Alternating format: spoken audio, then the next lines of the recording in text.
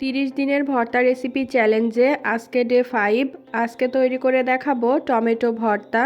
Tomato ভর্তা তৈরি করার জন্য এখানে 4-5টার মতো টমেটো মাঝখান থেকে কেটে টমেটোর মধ্যে সামান্য একটু লবণ আর হলুদের গুঁড়া মেখে নিতে হবে।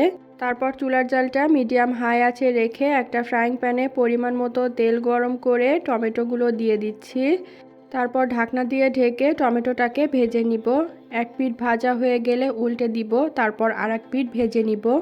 দুই পাশটায় ভাজা হয়ে গেলে টমেটোর গায়ে যে খোসাটা আছে সেটাকে ছাড়িয়ে হালকা ঠান্ডা করে নিতে হবে।